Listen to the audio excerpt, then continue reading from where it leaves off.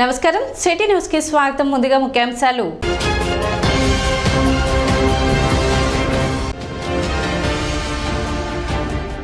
Duggirala cold storage అగ్ని ప్రమాద ఘటనలో పసుపు రైతులను ఆదుకోవాలని కోరుతూ సబ్ కలెక్టర్ కార్యాలయం ఎదుట ధర్నా నిర్వహించిన పసుపు రైతులు.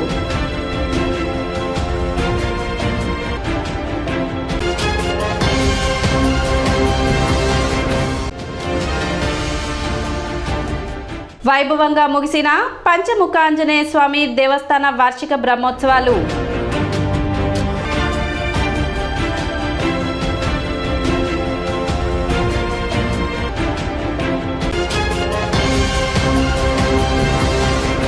పట్టణ బురిపాలెం రోడ్లో నూతనంగా ఏర్పాటు చేసిన hot and tasty fast food centre ప్రారంభోత్సవం సోమవారం జరిగింది. జనసేన పిఎస్సి చైర్మన్ నాదెండ్ల మనోహర్ ముఖ్య అతిథిగా పాల్గొని ప్రారంభించారు. కార్యక్రమంలో షాప్ నిర్వాహకులు కె రాము, 4వ వార్డు కౌన్సిలర్ అడుసుమల్లి వెంకటేశ్వరరావు, వీరశేఖర్, జశ్వంత్, బెల్లపు యశ్వంత్, బండారు రవికాంత్, పవన్ కళ్యాణ్ తదితరులు పాల్గొన్నారు.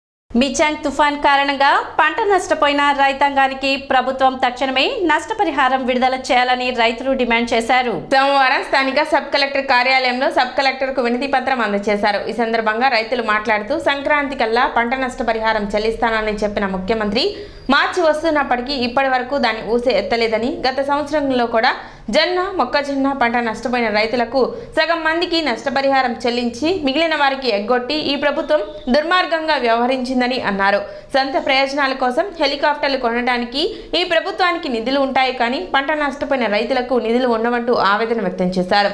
ఎలక్షన్ కోడ్లోపు మిచాంగ్ తుఫాన్ కారణంగా పంట నష్టపోయిన రైతులను ఆదుకోవాలని, లేని పక్షంలో పరిణామాలు వేరే విధంగా ఉంటాయని రైతులు హెచ్చరించారు. డిసెంబర్ 5వ తారీఖున వచ్చిన తుఫానుకి నష్టపోయిన రైతాంగాన్ని ఆదుకుంటానని చెప్పిన ఈ ముఖ్యమంత్రి సంక్రాంతికి మీ నష్టపరిహారం ఇస్తానని చెప్పిన ముఖ్యమంత్రి వాళ్ళ సంక్రాంతి పోయింది, వాళ్ళ ఫిబ్రవరి అయిపోయి మార్చిలోకి వెళ్తున్నాము, ఇంతవరకు దాన్ని ఊసెత్తలేదు. ఈ దుర్మార్గపు ప్రభుత్వం గత సంవత్సరంలో జొన్న, మొక్కజొన్న నష్టపోయిన రైతులకు కూడా సగం మందికి ఇచ్చి సగం మందికి అగ్గొట్టిన దుర్మార్గుడు ఇతను.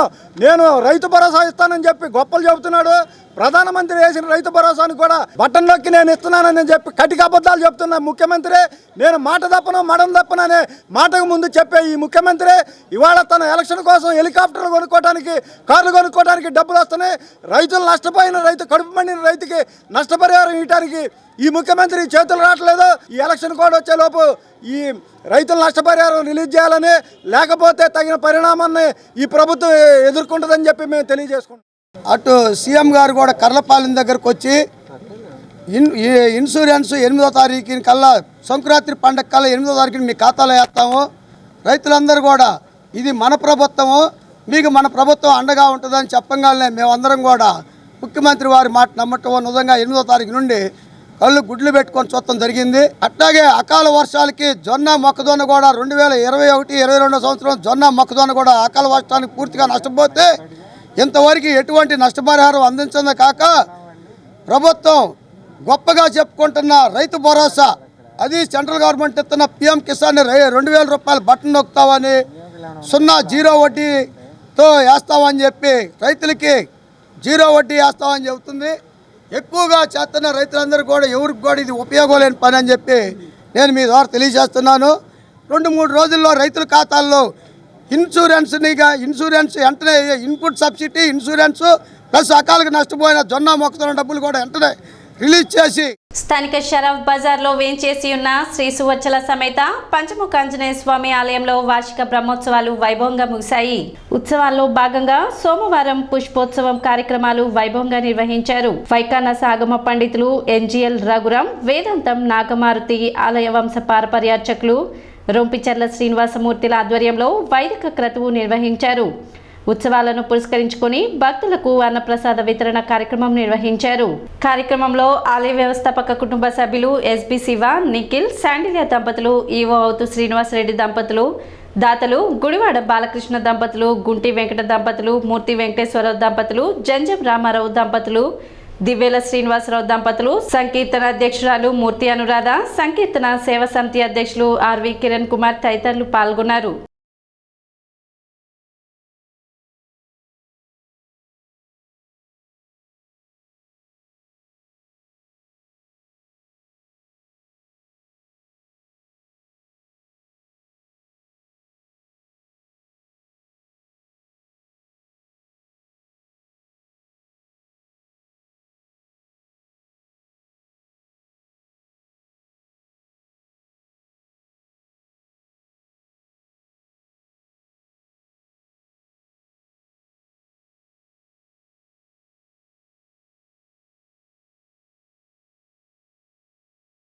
ప్రతి సంవత్సరం లాగానే ఈ సంవత్సరం కూడా వార్షిక బ్రహ్మోత్సవాలు ఎంతో వైభవంగా జరిగినాయి.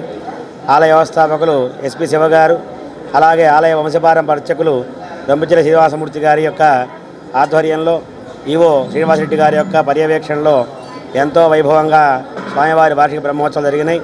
నిన్న రథోత్సవం, చక్ర స్నానాది కార్యక్రమాన్ని కూడా పూర్తి చేసుకొని ఈ రోజున స్వామివారికి ఎంతో ఇష్టమైనటువంటి శ్రీపుష్పయాగ మహోత్సవాన్ని చేసి అలాగే అన్నసంతర్పణ చేశారు. దాదాపు 2000 మంది పైన స్వామివారి అన్నప్రసాదం స్వీకరించి భక్తులను కూడా దర్శించి స్వామివారిని తరింపజేశారు. అలాగే ఎప్పుడు కూడా జరిగేటువంటి ఉత్సవాల్లో భక్తులను ఇలాగే పాల్గొని శ్రీ సువచ్చల పంచముఖ ఆంజనేయ స్వామి అనుగ్రహానికి పాత్ర కావాలని తెలియజేస్తూ ఉన్నాం. షరఫ్ బజార్లో వేంచేసిన శ్రీ సువచ్చల సమేత పంచముఖ ఆంజనేయ స్వామి దేవస్థానంలో గత వారం రోజులుగా స్వామివారి వార్షిక బ్రహ్మోత్సవాలు జరుగుతున్నవి. బ్రహ్మోత్సవాల సందర్భంగా ఈరోజు స్వామివారికి శ్రీ పుష్పయాగం జరిగింది. స్వామి భక్తులు 50 మంది చేసి తీర్థప్రసాదం స్వీకరిస్తున్నారు. దుగ్గిరాల కోల్డ్ స్టోరేజ్ అగ్ని ప్రమాద బాధితులకు నష్టపరిహారం చెల్లించాలని కోరుతూ పసుపు రైతులు సబ్ కలెక్టర్ కార్యాలయం వద్ద ధర్నా నిర్వహించారు. కోల్డ్ స్టోరేజ్ అగ్ని ప్రమాద ఘటనలో పసుపు పంటను కోల్పోయిన బాధిత రైతులను ఆదుకోవాలని కోరుతూ సబ్ కలెక్టర్కు వినతి పత్రం అందజేశారు. కోల్డ్ స్టోరేజ్ లో నిల్వ ఉంచిన పసుపు పంట కోల్పోయిన రైతులకు క్వింటాకు 12,000 రూపాయల నష్టపరిహారం చెల్లించాలని, అద్దెలు, ఇన్సూరెన్స్లు రద్దు చేయాలని, కోల్డ్ స్టోరేజ్ అద్దె రుణాలు రద్దు చేయాలని, ప్రభుత్వంచే నియమించబడిన కమిటీ నివేదిక వెంటనే ఇవ్వాలని, పసుపు బాధితుల అన్ని డిమాండ్స్ పరిష్కరించాలని, ఎన్నికల కోడ్ వచ్చేలోపు తక్షణం న్యాయం చేయాలని డిమాండ్ చేశారు. ఈరోజు రైతులు తిరగని చోట్లేదు, అడగని చోట్లేదు.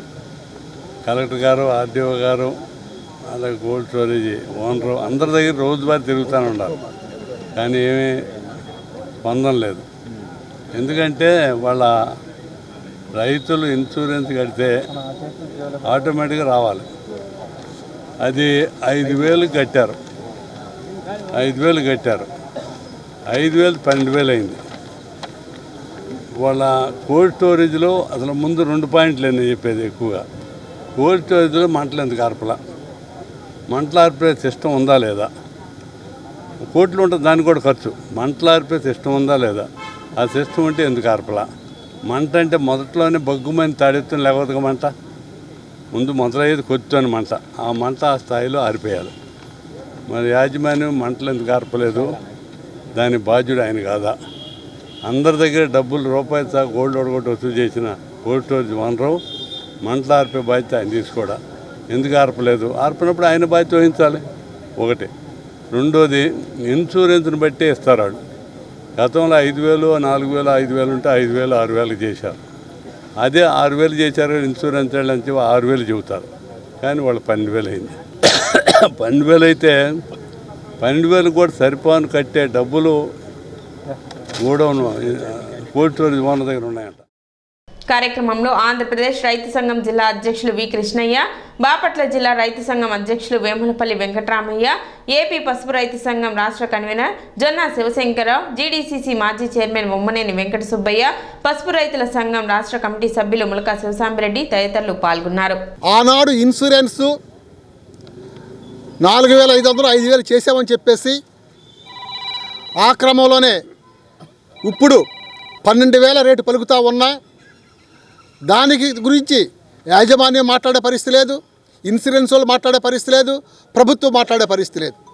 మేము ఈరోజు ఒకటే డిమాండ్ చేస్తూ ఉన్నాం. ఇవాళ ఏదైతే ఇవాళ కింట 12,000 రూపాయలు మార్కెట్ ధర ఉన్నదో ఆ ధర ప్రకారమే ఇన్సూరెన్స్ వాళ్ళు ఇస్తారా, లేదా కోల్డ్ స్టోరేజ్ యాజమాన్యం భాగస్వామ్యం వహించి ఇద్దరు కలిసి ఇస్తారా, లేకపోతే ప్రభుత్వం కూడా మూడో పార్టీగా జాయిన్ అయ్యి మాకు 12,000 రూపాయలు ఇస్తారని తెలుసుకోవాల్సింది ప్రభుత్వమే మీడియేటర్గా ఉండి ఇటు యజమానితోనూ రైతు సంఘ ప్రతినిధి బృందాలతో చర్చలు జరిపి ఒక అగ్రిమెంట్కి రావాల్సిన అవసరం ఉన్నా ఇంతవరకు ప్రభుత్వం దాని గురించి ఆలోచించిన పరిస్థితి లేదు. ఆ క్రమంలోనే 12,000 రూపాయలు ఇన్సూరెన్స్ నుంచి కానీ ప్రభుత్వం ధరల స్థిరీకరణ నిధి 3,000 రూపాయల కోట్లు కేటాయించారు. అదే విపత్తుల సహాయ నిధి నుంచి 3,500 కోట్ల రూపాయల కేటాయింపులు జరిగినాయి. ఈ 6,500 కోట్ల రూపాయల నుంచి అయినా సరే ఏదో ఒక విధంగా మా రైతాంగాన్ని ఆదుకోవాల్సిన అవసరం ఉంది. తక్షణమే కోల్డ్ స్టోరేజ్ యాజమాన్యం పిలిపించాల్సిన అవసరం ఉంది. పిలిపించి యాజమాన్యాన్ని మొత్తాన్ని కూడా మా ప్రతినిధి బృందం చర్చలు జరపాల్సిన అవసరం ప్రభుత్వానికి ఉందని చెప్పేసి ఆ క్రమంలోనే ఈరోజు ఇక్కడ మేము ధర్నా చేస్తూ ఉన్నాం. జనవరి 19వ తేదీ దుగ్గిరాల గ్రామంలోని శుభం మహేశ్వరి కోల్డ్ స్టోరేజ్లో అగ్ని ప్రమాదం జరిగి సుమారుగా 1,20,000 బస్తాల పసుపు అగ్నికి ఆహుతైపోయింది. దాని గురించి అప్పుడు పలు దశలుగా అధికారుల దగ్గరికి వెళ్తే కలెక్టర్ గారు, సబ్ కలెక్టర్ గారి ఆధ్వర్యంలో మామూలు 30వ తేదీన ఒక 11 మంది కమిటీగా వారందరూ కూడా జనవరి 30వ తేదీ దుగ్గిరాల పశు మార్కెట్ యార్డ్లో బాధిత రైతులతో రైతు సంఘాలు అందరితో కూడా సమావేశం నిర్వహించారు. ఆ నివేదికను ఇప్పటివరకు కూడా బయట పెట్టకపోవడంతో దాని గురించి ఈరోజు సబ్ కలెక్టర్ కార్యాలయం దగ్గర మేమంతా కూడా ధర్నా నిర్వహించడం జరిగింది. దాన్ని త్వరితగతిన బయట పెట్టమని అడగటం జరిగింది. సబ్ కలెక్టర్ గారు దాని మీద మేము కూడా మాట్లాడాము. యాజమాన్యం దగ్గర మాకు టెంటేటివ్గా డీటెయిల్స్ వచ్చాయి. సమగ్ర వివరాలు తీసుకొని 1 or 2 డేస్లో కుదిరితే ఈరోజు లేదంటే 1-2 రోజుల్లో వివరాలు అందజేస్తామని చెప్పారు. అది పసుపు దాని గురించి యాక్చువల్గా యాజమాన్యం బాధ్యత రాహిత్యం పూర్తిగా ఉంది. ఇందులో అతను ముక్కు పిండి వసూలు చేస్తూ ఉన్నాడు. ఎవరన్నా సకాలంలో డబ్బు కట్టబోతే దానికి వడ్డీ కూడా కట్టించుకున్నాడు. కానీ ఫ్లోటింగ్ ఇన్సూరెన్స్ చేయకపోవడంతో రైతులందరూ కూడా ఆందోళన చెందుతూ ఉన్నారు. ఇన్సూరెన్స్ పోగా వచ్చే డబ్బులు మీరు ప్రభుత్వం ప్రకృతి వైపరీత్యాల నుంచి కట్టిద్దా లేదంటే ముఖ్యమైన సాయ నిధి నుంచి కట్టిద్దా అనేది ప్రభుత్వం. దావులూరు అడ్డరోడ్డు వద్ద గుర్తు తెలియని దుండగులు వ్యక్తిని నరికి చంపిన ఘటన దావులూరు అడ్డరోడ్డు వద్ద చోటు చేసుకుంది. మృతుడు తూములూరు గ్రామానికి చెందిన వాలాది సాంబశివరావుగా బంధువులు గుర్తించారు. దావులూరు అడ్డరోడ్డుకు రోడ్డు పక్కన 50 మీటర్ల దూరంలో వాలాది సాంబశివరావు మృతదేహం పడి ఉండటాన్ని గుర్తించిన స్థానికులు పోలీసులకు సమాచారం అందించారు. ఘటనా స్థలానికి చేరుకున్న పోలీసులు విచారణ చేపట్టారు. మెడ మీద నరకడం వల్ల చనిపోయినట్లుగా పోలీసులు భావిస్తున్నారు. మృతునికి కొందరు వ్యక్తులకు 2019లో నెలకొన్న వివాదాల నేపథ్యంలో వారిపై SC/ST కేసు నమోదైందని, ప్రస్తుతం ఆ కేసు ట్రయల్ దశలో ఉందని బంధువులు ఆరోపించారు. గత రాత్రి కొందరు వ్యక్తులతో కలిసి మద్యం సేవించినట్లు, ఆ మద్యం మత్తులోనే ఈ ఘటన చోటు చేసుకున్నట్లు బంధువులు అనుమానం వ్యక్తం చేశారు. గతంలో అదే గ్రామానికి చెందిన ఒక కుటుంబంతో గొడవలు ఉన్నాయని, అవి కోర్టులో కేసు నడుస్తుందని, దానివల్ల జరిగిందా వేరేదైనా కారణమా అని బంధువులు ఆరోపించారు. ఈ వివాదంలో హత్య జరిగిందా లేక మరే ఇతర కారణంగా జరిగిందా అనే కోణంలో పోలీసులు విచారణ చేస్తున్నారు. నేను ఉండేది కాకరమూడి అండి. ఏడ గమలమ్మ ఏమంట పోతాడని ఇదివరకు 45 సార్లు గొడవ అయింది. మరి రాత్రి చూస్తే ఆ అబ్బాయి కూడా ఇక్కడే ఉన్నాడంట. ఇద్దరికి గొడవ అయ్యి నరికేసి వెళ్ళాడని అనుకుంటున్నారు. మరి ఇంటికి రాలేదండి. 7ంటికి వెళ్ళిపోయాడు. వచ్చినోడు అసలు ఇంటి ఇంటికి రాలి తెల్లారి లెగ్స్ వాటికి ఇద్దామని చెప్తే ఊరు చెప్పారు. అబ్బాయి అడ్డోడ్లో పడిపోయాడంటే ఇక అక్కడ నేను గడవడం వచ్చేసి.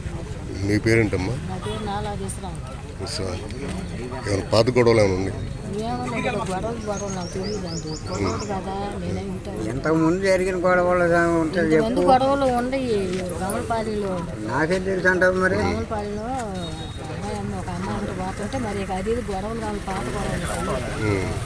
ఇక దాని వల్ల నాకు రాత్రి ఆ అబ్బాయి కూడా ఉన్నాడు అంటుంటావు కదా. ఉన్నాడని అన్నారు. నేను చూసాను. ఉండాలని అంటున్నారండి. మరి అబ్బాయి ఉన్నాడా? ఉన్నాడు అంటున్నారు. స్థానిక బోస్ రోడ్లోని నెహ్రూ నికేతన్ జూనియర్ కళాశాలలో నెహ్రూ నికేతన్ మేనేజింగ్ డైరెక్టర్ దాసరి మురళీకాంత్ పర్యవేక్షణలో ద్వితీయ ఇంటర్ ఆత్మీయ వేడుకలు సందడిగా జరిగాయి. ద్వితీయ ఇంటర్ వీడ్కోలను పురస్కరించుకుని విద్యార్థులు చేసిన నృత్యాలు ప్రత్యేక ఆకర్షణగా నిలిచాయి. ఆడారు, పాడారు, అదరహో అనిపించారు. పలు పాత పాటలను ఆధునిక సంగీతాన్ని జోడించి విద్యార్థులు చేసిన నృత్యాలు ప్రత్యేక ఆకర్షణగా నిలిచాయి. ఈ విద్యా సంవత్సరం ఇంటర్ విద్యార్థులకు నిర్వహించిన క్రీడలు, నృత్యాలు, పాటల పోటీలలో విజేతలకు జ్ఞాపికలు, బహుమతులను అందించి అభినందించారు. ఈ కార్యక్రమంలో నెహ్రూ నికేతన్ వ్యవస్థాపకులు దాసరి ప్రకాశ్రావు, కళాశాల principal Veeranki Seshagirirao, vice principal P Nagashankar, అధ్యాపకులు, విద్యార్థులు పాల్గొన్నారు.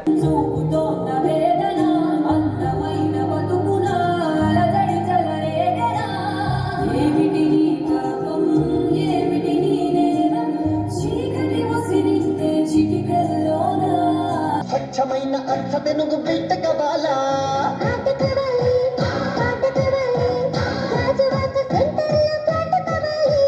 ముందే టెండర్ పెడితే ఎంత The most important point that you need to understand at this part of or at this point of life, ఇప్పటివరకు ఇంటర్మీడియట్ వరకు ఏంటి అంటే మీ లైఫ్ అంతా కూడా పక్కన ఒకళ్ళు ఉండి మిమ్మల్ని గైడ్ చేసి ఇట్స్ సంథింగ్ లైక్ వేలు పట్టుకొని నడిపించినట్టుగా ఉంటుంది. సరే, కొంతమంది మాకు అన్నీ తెలుసు వేలు వదిలేసి పరిగెత్తే వాళ్ళు చాలామంది ఉంటారు. బట్ అట్లీస్ట్ ఆ నడిచే వాళ్ళకి ఆర్ తప్పడడుగు పడ్డప్పుడు గైడ్ చేయడానికి పేరెంట్స్ అని, కాలేజ్లో లెక్చరర్స్ అని, లేదా స్కూల్లో టీచర్స్ అని, ఇట్లాగా మీకు ఇంటర్మీడియట్ వరకు you have that particular a proper guidance and a proper observation on you. More than I call it as an observation, ఒక మంచి గైడెన్స్ అనేది మీకు ఉంటుంది.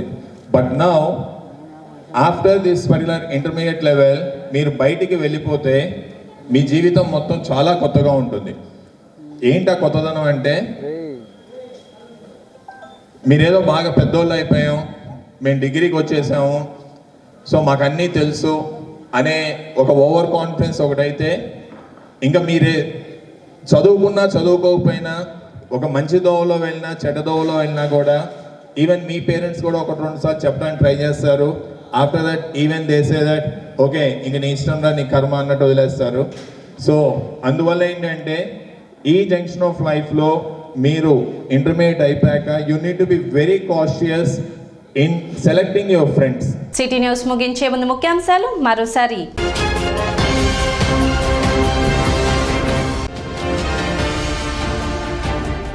దుగ్గిరాల కోల్డ్ స్టోరేజ్ అగ్ని ప్రమాద ఘటనలో పసుపు రైతులను ఆదుకోవాలని కోరుతూ సబ్ కలెక్టర్ కార్యాలయం ఎదుట ధర్నా నిర్వహించిన పసుపు రైతులు.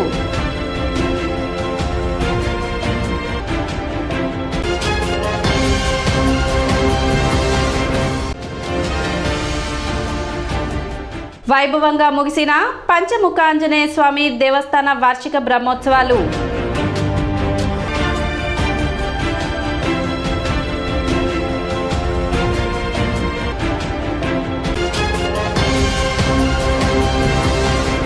సిటీ న్యూస్ ఇంతటితో సమాప్తం. నమస్కారం.